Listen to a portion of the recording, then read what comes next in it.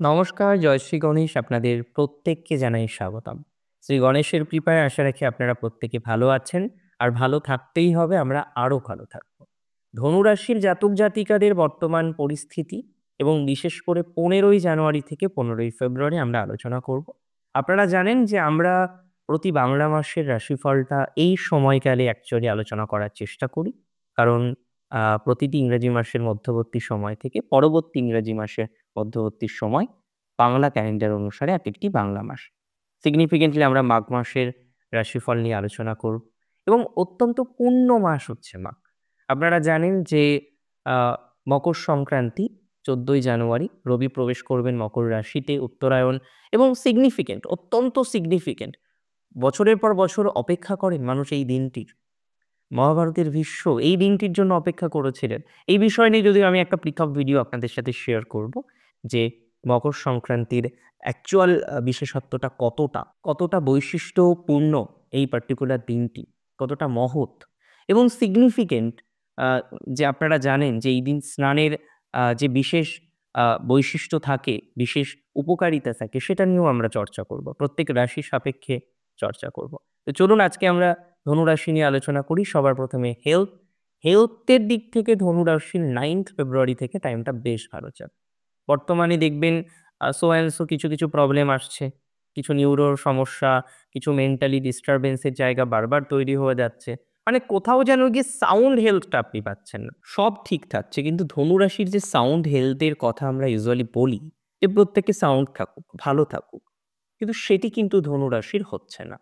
কোনো না কোনো সমস্যা ঠিক লেগে থাকছে। হ্যাঁ, এটা নয় যে আপনি চেষ্টা করেননি। আপনি চেষ্টা করেছেন এবং একাধিকবার চেষ্টা করেছেন যাতে এই বিষয়টাকে আপনি নিয়ন্ত্রণ করতে পারেন। কিন্তু এন্ড অফ দ্য ডে গিয়ে আপনি পারলেন কি? পারেননি। এন্ড অফ দ্য ডে গিয়ে আমরা দেখেছি যে ধনুরাশির ক্ষেত্রে সাউন্ড হেলথটা আর রক্ষা করা হয় না। কোনো না কোনো একটা প্রবলেম ঠিক চলে আসে। দেখুন ঠায়া চলছে না, না সাড়ে-সাতি চলছে। কিন্তু ষষ্ঠ ভাবস্থ দেবগুরু বৃহস্পতি। 6th হাউসে বৃহস্পতি কিন্তু একটু হেলথের প্রবলেম দেয়। এটা ধনুরাশির ক্ষেত্রে দিচ্ছে। এবং ধনুরাশির জাতক জাতিকাদের ক্ষেত্রে আরো একটি প্রবলেম হলো বৃহস্পতির রেট্রোগ্রেড মোশন। হ্যাঁ, হেলথের কিওরের জন্য কিছু প্রচেষ্টা আপনার জন্য পারফেক্ট হতে পারে। আপনি হেলথকে কিওর করার জন্য বেশ কিছু ডিসিশন নিতে পারেন। সেগুলো অনেক বেশি বেটার হবে বলে রাখাই যায়। এক্সপেকটেশন রাখতেই পারি আমরা। কিন্তু যেটি প্রবলেম সেটি হলো ধনুরাশির বর্তমানে নিজের হেলথ নিয়ে প্রবলেম, পার্টনারের হেলথ নিয়ে প্রবলেম, বাড়ির কোনো না কোনো সদস্য বারংবার ডিস্টারবেন্স এর মধ্যে পড়ছেন, সেটি নিয়ে কিন্তু একটা সমস্যা ধনুরাশি ইউজুয়ালি ফেস করছে। আজকে যদি আপনি আমায় বলেন যে দাদা এই সময়কালটা কেমন যাবে? ওই যে আমি বললাম 9 ফেব্রুয়ারি থেকে বেটার যাবে। শুধুমাত্র শারীরিক নয়, মানসিক ক্ষেত্রেও পজিটিভিটির মাত্রাটা বিস্তর বাড়তে পারে। ধনুরাশি প্রচন্ড টেনশন করছেন ইদানিংকালে। আগে কিন্তু এত টেনশন ছিল না। আগে আপনি অনেক বেশি এনার্জেটিক ছিলেন। অবশ্যই এখনো রয়েছেন। এটা নয় যে এনার্জি হারিয়ে গেছে। বাট না মাঙ্গলিক কাজগুলো সম্পন্ন করতে পারছেন, দেরি হচ্ছে কোনো না কোনোভাবে।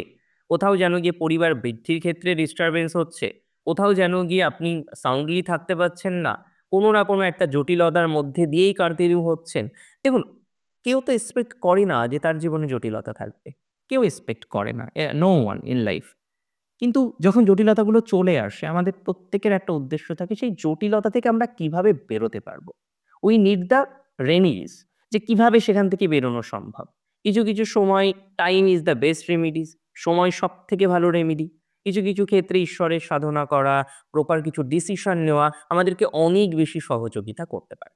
ধনুরাশির আমরা ফাইন্যান্সের কথা যদি বলি, দেখুন লায়াবিলিটি আগে বেশি ছিল।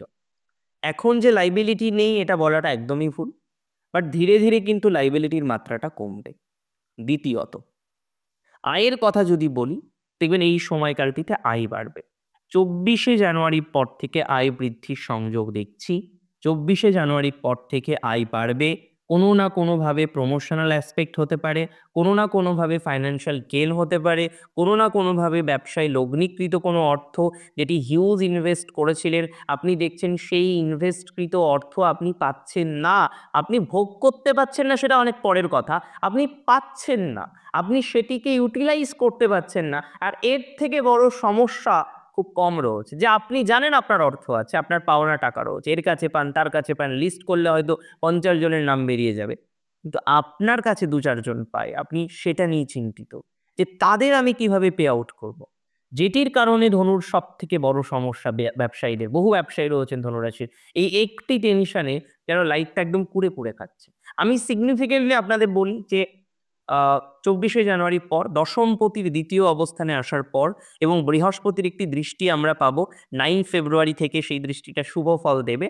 মোর অর লেস ফেব্রুয়ারিতে আপনি একটা এক্সপেকটেশন রাখতে পারেন যে কিছু পাওনাকৃত অর্থ সেটি হয়তো আপনি ব্যাক পেতে পারেন। দেখুন, সম্পূর্ণ পাওনাকৃত অর্থ পাবেন বলে আমি কিন্তু সিগনিফিকেন্টলি মনে করি না। তবে কিছু যে অর্থ পাবেন, কিছু পাওনা যে আপনার এখনো বাকি আছে, এখনো যে আপনি সুস্থ স্বাভাবিকভাবে জীবনচক্রে চলতে পারবেন, এই সিওরিটি আমি দিচ্ছি। ফাইন্যান্স আপনাকে আটকাবে না। ফাইন্যান্সের কারণে আপনি জীবনচক্রে আটকে যাবেন, এটি হবে না।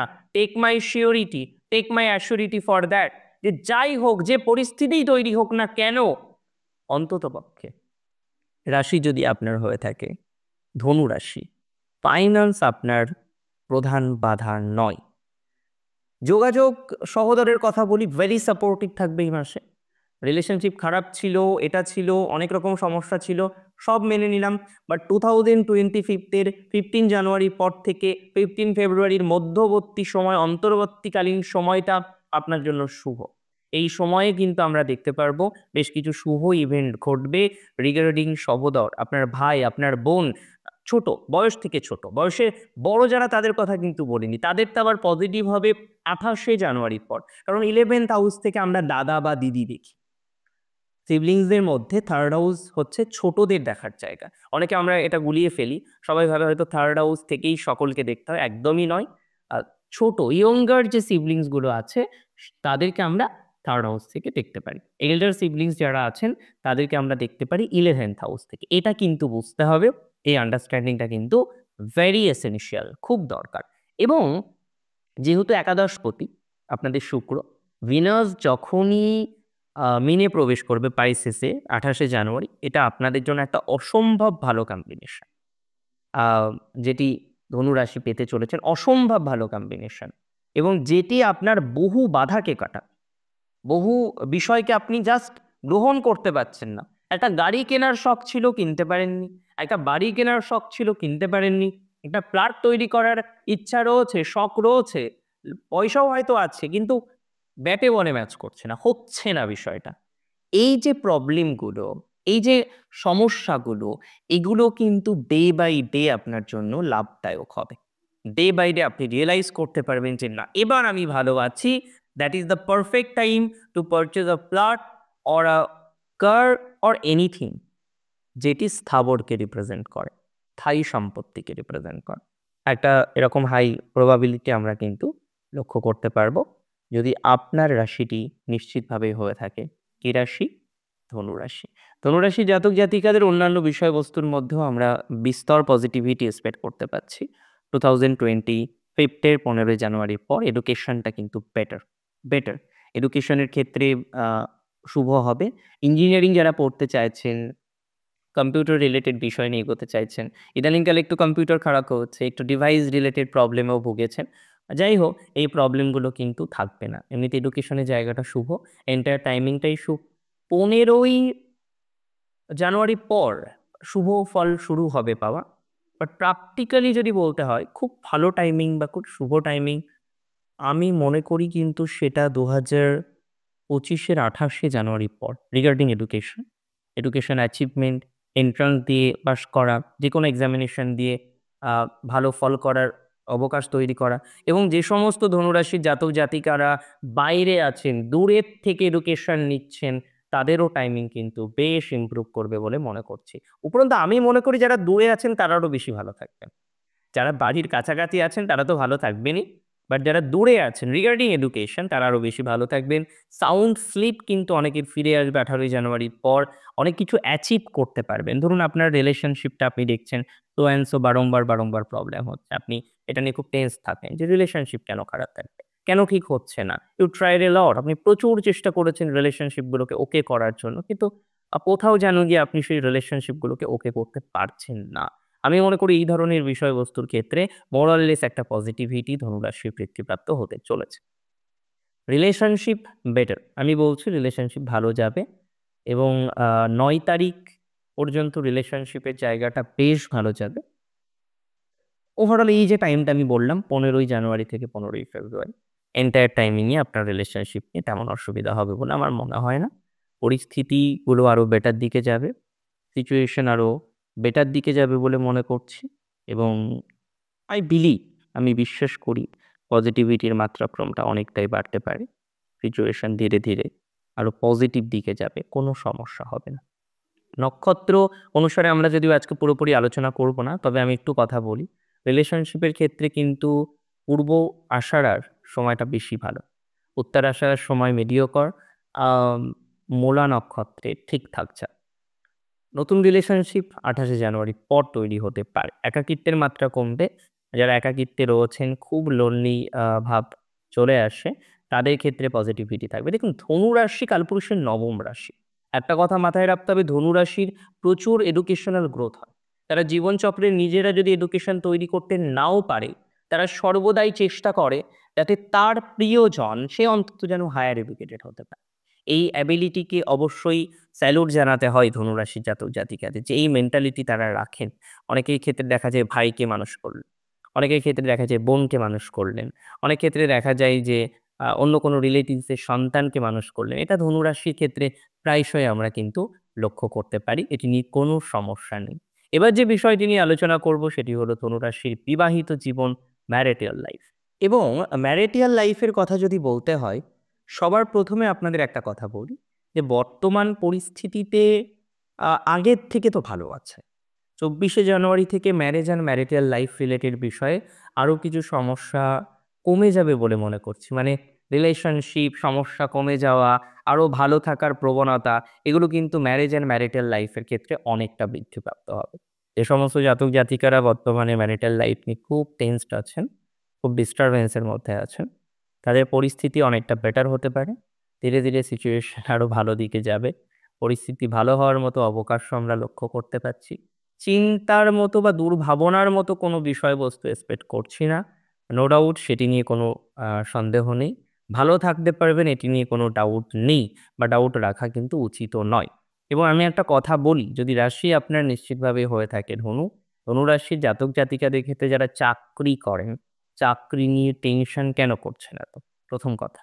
এত টেনশন করার কোনো কারণ আমি দেখছি না। হ্যাঁ, কিছু, কিছু ক্ষেত্রে দেখুন কোম্পানি চেঞ্জ হচ্ছে।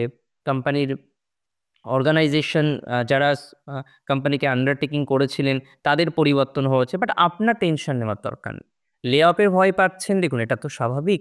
যখন আ আন্ডারটেকার যারা আছেন তারা চেঞ্জ হয়, একটা টেনশন থাকে। অসুবিধা হবে না। এই মুহূর্তে অসুবিধা হওয়ার কোনো জায়গা নেই ধনুরাশির। যারা বেঞ্চে আছেন, যারা প্রজেক্ট পাচ্ছেন না, সেগুলো নিয়ে একটা টেনশনের মধ্যে আছেন, তাদের ক্ষেত্রেও আমি মনে করি পজিটিভিটির মাত্রাটা বাড়বে। ধীরে, ধীরে সিচুয়েশন আরো পজিটিভ দিকে যেতে পারে বলে মনে করছি। সিচুয়েশন আরো বেটার দিকে যাবে বলে মনে করছি। কোনো অসুবিধা হবে না, কোনো অসুবিধা হওয়ার কথা নয়। এবং ধনুরাশির যে সমস্ত জাতক জাতিকারা ধীরে, ধীরে রিয়ালাইজ করতে পারছেন যে মানসিক চাপটা বাড়ছে, কোনো না কোনোভাবে কন্ট্রোল করতে পারছেন না, একটা না একটা প্রবলেম বারংবার লেগে থাকছে, আমি মনে করি তাদের ক্ষেত্রে কিন্তু ধীরে, ধীরে পজিটিভিটি বাড়তে পারে।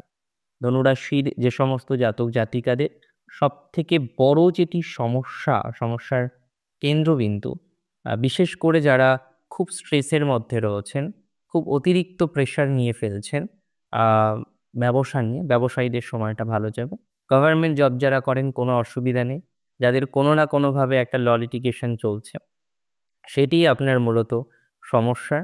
তাদের কিন্তু পজিটিভিটিটা বৃদ্ধির সংযোগ দেখতে পাচ্ছি। ধীরে, ধীরে আমি মনে করি তাদের ক্ষেত্রেও একটা পজিটিভিটির জায়গাটা তৈরি হবে, হওয়ার প্রবণতা অনেকটা হাই রয়েছে। এবং এটা মাথায় রাখতে হবে যে ধনুরাশি জাতক জাতিকাদের ক্ষেত্রে সেলফ প্রফেশন নক্ষত্র মূলা এবং উত্তরাষাঢ়ার অনেকটা বেটার। পূর্বাষাঢ়ার মধ্যম প্রকৃতির যাবে। ব্যবসার দিক থেকে পূর্বাষাঢ়ার মধ্যম প্রকৃতির যাবে।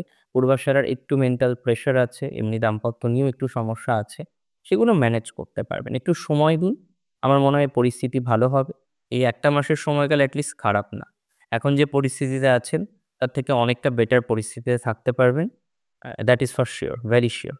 ভালো থাকুন, সুস্থ থাকুন। ধীরে, ধীরে আপনাদের শ্রীবৃদ্ধি ঘটুক। শেষ করছি আজকে এখানেই।